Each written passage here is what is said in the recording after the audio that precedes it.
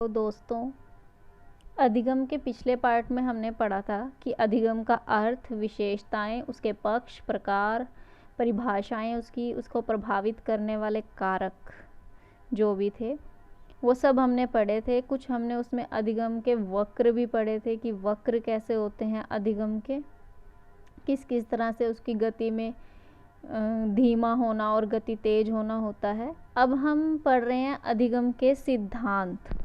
अधिगम के सिद्धांत जो हैं वो दो तरह के हैं, मतलब व्यवहारवादी सिद्धांत और संज्ञानवादी सिद्धांत। तो सबसे पहले हम पढ़ रहे हैं व्यवहारवादी सिद्धांत, मतलब जो इसके मनोवैज्ञानिक हैं, मतलब जिन्होंने व्यवहारवादी सिद्धांत बताया है उनको व्यवहारवादी मनोवैज्ञानिक भी बोला जाता है। अगर आपसे पूछा जाए कि निम्न में से व्यवहारवादी मनोवैज्ञानिक कौन से हैं और कुछ आपको ऑप्शन दिए जाएं तो आप बता सकते हो कि ये मतलब पावलोव, स्किनर, या थॉर्नडाइक या हल जो है वो व्यवहारवादी वैज्ञानिक हैं, मनोवैज्ञानिक हैं। सबसे पहले है पावलोव। पावलोव ने कौन सा सिद्धांत दिया था? शास्त्रीय और परंपरागत अनुबंधन का सिद्धांत। इस वीडियो में आपको सिर्फ इतना बताया जाएगा कि व्यवहारवादी सिद्धांत कौन से हैं और संज्ञानवादी सिद्धांत कौन से हैं और उन्होंने किस किस चीज़ पर बल दिया।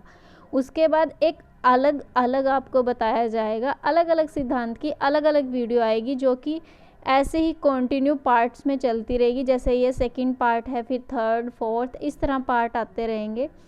फिर पावलोव का अलग, स्किनर का अलग, थॉर्नडाइक का अलग, ताकि आपको देखने में भी आसानी हो और समझने में भी आसानी हो।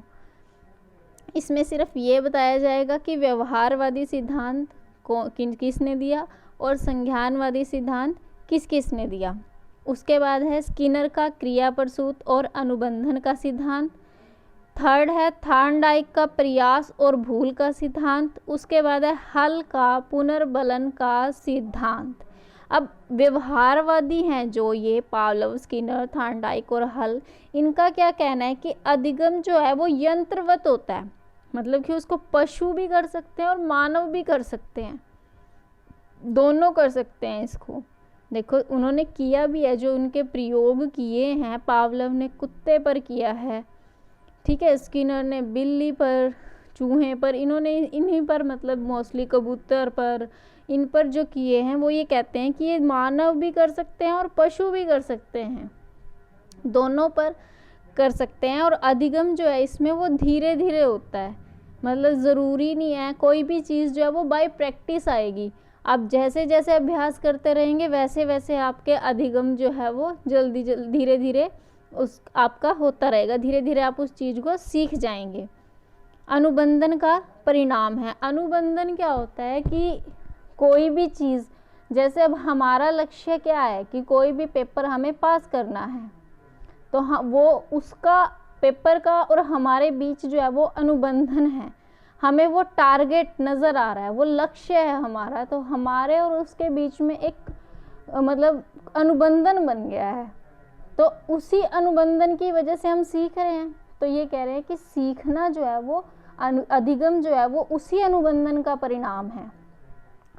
अब व्यवहारवादी जो हैं उन्होंने इन चार पर जो है वो ज़्यादा बल दिया है, पुनर्बलन पर, अनुक्रिया पर और उद्दीपक पर और अभिप्रेरणा पर। ये गलत लिखा गया थोड़ा सा, यहाँ 3 और 4 आना था, यहाँ 1 2 लिखा गया, दोबारा से इसे ठीक कर लेना अगर आप नोट कर रहे हो। पुनर्बलन, अनुक्रिया, उद्दीपक और अभिप्रेरणा। पुनर्बलन क्या होता है? रिफोर्समेंट, जो भी हम कर रहे हैं उसको बार बार जब हम करते हैं, पुनर्बलन बार बार उस क्रिया को करते हैं तो हम वो सीख जाते हैं। अनुक्रिया क्या होता है? देखो रिस्पॉन्स, अनुक्रिया जो है वो 2 तरह की होती है, प्रतिक्रिया और सहज क्रिया। प्रतिक्रिया का मतलब क्या है कि क्रिया के साथ क्रिया, जैसे पहले क्या क्रिया हुई, लाइट ऑन हुई, लाइट ऑन होते ही अगर उस कमरे में कोई सो रहा है तो एकदम से आइज ओपन होती हैं, तो उसे क्या बोलते हैं? प्रतिक्रिया। सहज क्रिया क्या होती है? जब हम प्याज कट कर रहे होते हैं तो उसके बाद धीरे धीरे हमारी आंखों से जो है वो पानी आना शुरू हो जाता है, इसे सहज क्रिया बोलते हैं। अब इसका मतलब अधिगम में क्या है?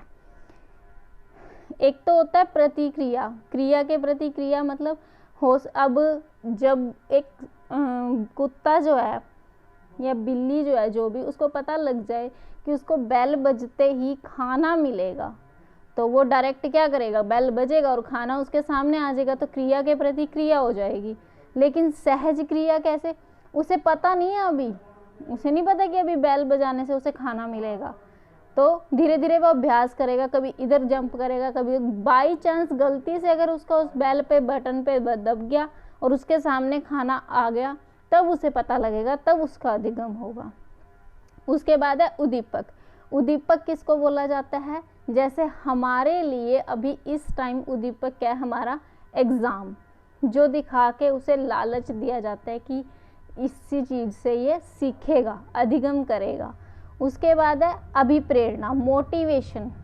मोटिवेशन क्या होता है कि अब आपको मैं बोलूं वो आईपीएस बन गया, वो आईएएस बन गया, तो ये आपको एक मोटिवेशन चीज़ें दी जा रही हैं कि अगर आप पढ़ेंगे तो आप ये बनेंगे, वो बनेंगे। और बच्चों को कैसे दिया जाता है कि उनको टॉफ़ी, चॉकलेट, पेंसिल, पेन, कुछ भी उनको दिखा के कि जो बच्चा अच्छा काम करेगा उसको ये चीज़ दी जाएगी, ठीक है, तो वो उसके लिए एक मोटिवेशन का काम करते हैं। ये थे हमारे व्यवहारवादी। इनके जो ये सिद्धांत हैं 4, इनके लिए वीडियोस आएंगी अलग से, उसके लिए आपको इसके नेक्स्ट पार्ट देखने होंगे, जिसका देखते हैं, उसका लिंक डिस्क्रिप्शन में भी डाल दिया जाएगा, वहाँ से मिल जाएगा। उसके बाद है संज्ञानवादी सिद्धांत। संज्ञानवादी कौन कौन है, मैक्स वर्दिमर। मैक्स वर्दिमर ने सूझ और अंतर्दृष्टि का सिद्धांत दिया था, जो इन्होंने चिंपैंजी पे किया था, कुछ इन्होंने अपना प्रयोग किया था मैक्स वर्दिमर ने। उसके बाद संज्ञानवादी हैं कोहलर। उसके बाद है लेविन का क्षेत्रवादी का सिद्धांत, और उसके बाद है कोफका।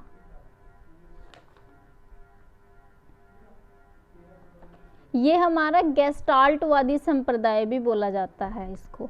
जैसे ये हमारे व्यवहारवादी थे और ये संज्ञानवादी हैं, तो संज्ञानवादियों को ही गेस्टाल्टवादी भी बोला जाता है। अगर आपसे पूछा जाए कि निम्न में से कौन से गेस्टाल्टवादी हैं, तो ये हैं वर्दिमर, कोहलर, लेविन और कोफका, ठीक है।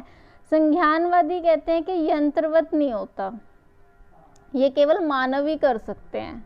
ये बोलते हैं ये लोग, क्या बोलते हैं कि ये केवल मानव कर सकते हैं, इसे हर कोई नहीं कर सकता। जैसे उसमें हमने पढ़ा था व्यवहारवादी में, उसे मानव और पशु दोनों कर सकते हैं, लेकिन ये बोलते हैं कि नहीं, ये केवल मानव ही कर सकते हैं। उसके बाद अधिगम, इसमें ये बोल रहे हैं कि अचानक से होता है। अचानक से कैसे, मतलब कोई चीज़ हम सीख रहे हैं और एकदम से हमें पता लग जाता है कि हाँ यहाँ से ये चीज़ लेंगे और ये मारेंगे इस पर तो हो जाएगा। जैसे जो ये है, मतलब क्या नाम था इनका, मैक्स वर्दिमर, इन्होंने क्या किया था, एक उस पे चिंपैंजी पे किया था, सुल्तान नाम का। तो उन्होंने क्या किया था, बॉक्स और केले का प्रयोग किया था, और केले ऊपर रख दिए थे, 2 बॉक्स रख दिए थे। तो अचानक से उसके मन में आया था कि बॉक्स के ऊपर बॉक्स रख के अगर मैं ऊपर से केले लूँगा तो वो मुझे मिल जाएंगे। इसलिए कहते हैं कि ये अधिगम जो है इसमें तो अचानक से होता है। समस्या का समाधान करना ही अधिगम होता है, ये ऐसा बोलते हैं। जैसे ये चीज़ को ज़रूरी नहीं समझते कि हाँ हमने कोई चीज़ सीख ली तो वो अधिगम है, नहीं, ये कहते हैं कि अगर हम किसी समस्या का समाधान कर पा रहे हैं तो वही अधिगम है, अदरवाइज कोई अधिगम ही नहीं है। इन्होंने इन बातों के बारे में बताया क्या क्या सिद्धांत है, मतलब ये इसके संज्ञानवादियों के। सबसे पहले है संवेदना। संवेदना मतलब जो हमें, हमारी इंद्रियां हैं, जो आँख, कान, नाक, जीभ, त्वचा, इनसे जो हमें प्राप्त होने वाला प्रथम ज्ञान है उसे बोलते हैं संवेदना। जैसे अचानक से हमारे ऊपर छिपकली गिरती है और छिपकली गिरते ही हमें पता लगता है कि हमारे शरीर पे कुछ चल रहा है। हम मतलब सिर्फ एक अंदाज़ा लगाते हैं, हमें नहीं पता कि वो छिपकली है, सिर्फ एक अंदाज़ा लगाया जा रहा है कि वो छिपकली है, ठीक है। धीरे धीरे कुछ चल रहा हो सकता है वो सांप भी हो, लेकिन वो एक हमारी जो इंद्रियों से हमें एक पहला जो ज्ञान मिलता है छिपकली जैसे हम सोचते हैं तो उसे संवेदना बोला जाता है। बुद्धि का प्रयोग होता है प्रत्यक्षीकरण, कि जब हमें पता लग जाए, आँख खोलने के बाद हम देख लें कि हाँ छिपकली है, उसका नाम पहचान जो भी व्याख्या है उसका हमें पता लग जाता है। ज्ञान से हमें सूझ उत्पन्न होती है, जब हम पता लग गया कि ये छिपकली है, ठीक है, और उसके बाद हम सोचेंगे कि इसको हम कैसे भगाएं, तो उससे ज्ञान से क्या हुआ, एक सूझ उत्पन्न हुई। उसके बाद है समस्या, और जो हमारी जो सूझ उत्पन्न हुई थी उसी से हम जो है वो उस समस्या का समाधान करते हैं, ठीक है।